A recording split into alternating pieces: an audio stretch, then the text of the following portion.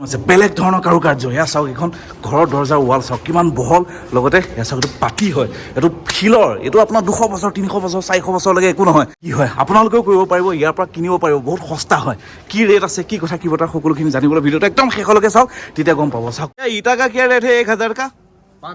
5000 रुपया तो साउक इसे सीमेंट का बैग का क्या रेट है यहाँ पे 380 टाइल्स का क्या रेट है एक बक्सा का यहाँ पे एक बक्सा 2x2 का अगर टाइल्स मान लीजिए पकड़ता है तो 200 रुपये में बक्सा 200 रुपया मिनिमम চাওক আমাৰ তাত যিটো মিনিমাম 2x2 টাইলছৰ ৰেট আছে এটা বক্স তাত 4খন নে 5খন থাকে তাৰ ৰেট আছে মিনিমাম টু মিনিমাম 700 টকা ৰাইজ পকা ঘৰ আপোনালোক সকলোৱে বনায় কিন্তু আজি মই অসমৰ পকা ঘৰ আৰু ৰাজস্থানৰ পকা ঘৰৰ মাজত কেইটামান আপোনালোকক ডিফাৰেঞ্চ কম দেখিলে আৰু শুনিলে আপোনালোকে পাগল হৈ যাব বিদ্যা কৈছোঁ ইয়াতে ইমান কম দামত এনেকুৱা মেটেৰিয়েল পায় আৰু এনেকুৱা সাংঘাতিক টাইপৰ ষ্টাইলত মানে বস্তুবিলাক হয় তো আপোনালোকে দেখি মজা পাই যাব তো আহক গোটেই ডিটেইলছ মই কৈ আছোঁ দেখাই আছোঁ সকলোখিনি সকলোতকৈ প্ৰথমতেতো মই আপোনালোকক দেখাওঁ দৰ্জাৰ যিটো চৌকাঠ এখন দৰ্জা হয় এখন দৰ্জা দেখা পাইছে দৰ্জাৰ যিটো চৌকাঠ হয় এইটো কাঠ নহয় এইটো হৈ গ'ল পাথৰ এইটো চাওক মানে পূৰা একদম পাথৰ হয় শিলৰ হয় মানে শিলৰ আৰু দেখিছে কিমান ডাঠ 10 ইঞ্চি ৱাল আমাৰ তাততো 10 ইঞ্চি নিদিয়ে বাৰু 5 ইঞ্চি ৱালৰ ঘৰ হয় 10 ইঞ্চিতকৈ বেছি আছে আৰু এইটো পাথৰৰ হয় গম পাইছে আৰু এনেকৈ ঘৰৰ প্ৰত্যেকখন দৰ্জা এইখন এখন দৰ্জা হওক সেইফালে খিৰিকী হওক চবতে পাথৰৰ লগায় মানে ইয়াতে কাঠ চাঠৰ ছিষ্টেম নাই দেখিছে পাথৰ তো আৰু বস্তু দেখাই আছোঁ আহক ওপৰত যাব লাগিব এয়া মিস্ত্ৰী কাম কৰি আছে চবে চাহ তাহ খাইছে এতিয়া কথা পাতিম মিস্ত্ৰীৰ লগতো আৰু লগতে এই বস্তুবিলাকৰ দাম কেনেকুৱা কি আছে মানে সকলোখিনি কম আপোনালোকেও ইয়াৰ পৰা নি পেলাই অসমত ঘৰ বনাব পাৰিব তথাপিতো আপোনালোকে প্ৰফিটতে থাকিব মানে লোকচান নহয় কেনেকৈ মই তাৰ গোটেই ডিটেইলছ মই কেলকুলেশ্যন কৰি কৈ আছোঁ অলপ ওপৰলৈ যাওঁ ওপৰত গৈ আপোনালোকক দেখাই আছোঁ আহক ওপৰলৈ যোৱাৰ আগতে গাইজ প্ৰথমতে আপোনালোকক মই দেখাওঁ বালিটো যিটো ঘৰ বনাবলৈ বালি ব্যৱহাৰ কৰে আমাৰ তাততো নদীত বালি পায় কিন্তু ইয়াতেতো যিটো বালি হয় ভাই এই বালুই হে না बालू ये कहाँ से निकलता है ये जमीन से তো এইটো মাটিৰ পৰা ওলাই এইটো কিবা শিলৰ টাইপৰ শিলৰ গুড়া নিচিনা লাগিছে কিন্তু ইয়াৰ লগত চিমেণ্ট মিক্স কৰি দিয়ে ন চিমেণ্ট इसके साथ मिक्स तो सीमेंट मिक्स करिए सीमेंट दिखाइए তো এইটো চিমেণ্ট হয় চিমেণ্টটো এই মাটিৰ তলৰ পৰা ওলোৱা বালিৰ লগত মিক্স কৰে এইটো চাওক দেখিছে ये सीमेंट और बाली अरे सीमेंट तो सेम ही है सीमेंट जैसे बनता है ऐसे सीमेंट का बैग का क्या रेट है यहाँ पे 380 380 টকা বেগত ইয়াত চিমেণ্ট পায় আমাৰ অসমত আজিকালি 450 480 500 এনেকুৱা তো গম পাইছেতো অসম আৰু ইয়াৰ মাজত ৰেটৰ ডিফাৰেঞ্চ এইটো জাষ্ট মই চিমেণ্টৰ কথা ক'লোঁ আৰু বহুত বস্তু আছে যিবোৰ মেটেৰিয়েল লাগে সেইবোৰৰ তো কৈ আছোঁ ভিতৰত আহক ওপৰত বলক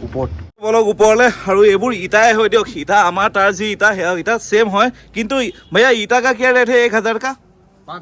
5000 रुपया তো চাওক 1000 ইটা ইয়াত 5000 টকাত পায় আৰু আমাৰ তাত বৰ্তমান ৰেট আছে 11500 11000 12000 টকা কিমান ডিফাৰেঞ্চ বুজিছেতো সেয়া আৰু দিয়ক আমাৰ অসম আৰু ৰাজস্থান আমাৰ অসমত ইমান বেছি ৰ মেটেৰিয়েলৰ অভাৱ হৈছেনে বাৰু আপোনালোকে নিজে এবাৰ চিন্তা কৰকচোন অসমত সকলোখিনি আছে অসমত ৰ মেটেৰিয়েলছৰ অভাৱ নাই কিন্তু অসমত ৰেট কিয় ইমান বেছি মধ্যভোগী বেলেগ একো নাই ইয়াত কিন্তু এই বস্তুটো নাই এতিয়া মই যিটো অথনি আপোনালোকক যে এই শিলৰ যিটো মানে মই চৌকাঠবিলাক দেখাইছিলোঁ ইয়াতো চাওক চব শিলৰ চৌকাঠ হয় এইবিলাক শিল এটা হৈছে শিল পাথৰৰ চৌকাঠ এইবিলাক আপোনাৰ 100 বছৰ 200 বছৰ 300 বছৰলৈকে যেনেকৈ থাকিব তেনেকৈ থাকিব চাওক দেখিছে আমাৰ তাত কাঠ ব্যৱহাৰ কৰে ইয়াত শিল ব্যৱহাৰ কৰে দেখিছে চাওক আৰু ওপৰৰ যিখন চাদ আছে এই চাদখনৰো এটা কাহিনী আছে মই চাদৰ কাহিনীটো চাদখন কেনেকৈ বনাই কৈ আছোঁ এইবিলাক যে দেখা যায় পাইছে লোহাৰ হয় তো লোহাৰত কেনেকৈ কি কৰে মই কৈ আছোঁ আমাৰ লগত আছে মিস্ত্ৰী সাহেব তো भैया आप बताइए ये जो छत है छत को कैसे मतलब ये कैसे बनता है हम लोगों का आसाम में जैसे बनता है वहाँ से तो कंप्लीट अलग है तो कैसे बनता है आप बताइए इस पे पत्थर की पट्टियाँ हैं पत्थर की पत्तियाँ তাৰমানে মই আপোনালোকক অসমীয়াত কৈ আছোঁ এই যিডাল লোহাৰৰ যে যিটো ফ্ৰেম যে দেখিছে লোহাৰ এই लोहे का फ्रेम है ना ये लोहे का फ्रेम के ऊपर क्या होता है वो पत्थर का पत्ती लगाई जाती है ना पत्ती मतलब जैसे এখন দৰ্জাৰ যিখন আপোনাৰ এইটো দেখিছে যে আপোনাৰ শিলৰ যে যিটো পাতি হয় এনেকুৱাই ডাঙৰ মানে এটা এচটাকে ওপৰত শিল বহাই দিয়ে এয়া লোহাৰৰ হেৰি যে ফ্ৰেম যে আছে ইয়াত এনেকৈ এচটাকে এনেকৈ শিল বহাই পেলাই তাৰ মাজত প্লাষ্টাৰ কৰি দিয়ে बीच में प्लास्टर होता है ना आप लोगों का প্লাষ্টাৰ होता है তো দেখিলে ইয়াত চাওক কোনো ৰড চৰৰ কথা নাই ইয়াতে কোনো গিটি চিটিৰ কথা নাই সেইকাৰণে বহুত বেছি সস্তাত হৈ যায় बहुत सस्ता में होता है ना गिट्टी नहीं चाहिए बालू तो चाहिएगा गिट्टी ऊपर में चाहिएगा ना अच्छा नीचे पट्टी लगा होगा अच्छा तो रॉड नहीं चाहिए और रॉड नहीं चाहिए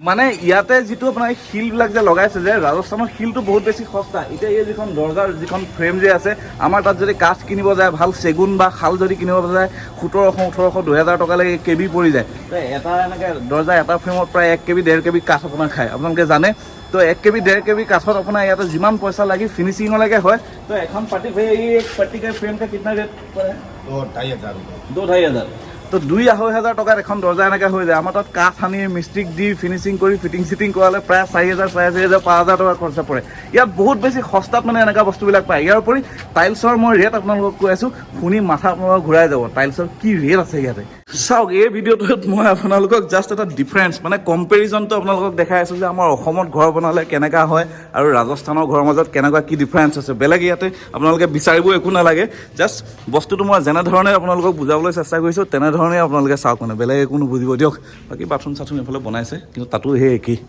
কিন্তু বহলবিলাক চাওক না ৱালৰ বহল চাওক এক পেকেট ইয়াৰ পৰা আছে ৱাল মানে চবতে 10 इंची भैया सब 10 इंची का वॉल लगाता है क्या हाँ हाँ क्यों इतना बड़ा क्यों 5 इंची का देने से भी हो जाता है अच्छा 20 का अंदर का 5 इंची तो মানে সৰু সৰু ভিতৰৰ কামবিলাকতহে 5 इंची ৱাল ব্যৱহাৰ হয় তো এইখন ধৰক এতিয়া পাৰ্টিশ্যনৰ কাৰণে যিখন ৱাল হৈছে এখনে মানে 5 इंची বেলেগ 10 इंची চবতে আৰু এতিয়া মই যদি ইয়াত টাইলছৰ ৰেটৰ কথা সুধিব যাওঁ भैया टाइल्स का क्या रेट है एक बक्सा का यहाँ पे एक बक्सा 2x2 का अगर टाइल्स मान लीजिए पकड़ता है तो 200 रुपये में बक्सा 200 रुपया मिनिमम চাওক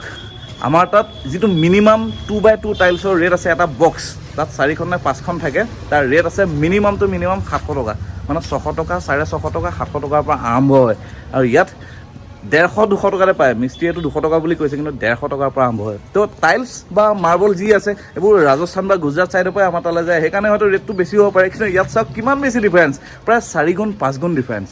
মানে ক'বলৈ গ'লে লুটি আছে দিয়ক আমাক অসমত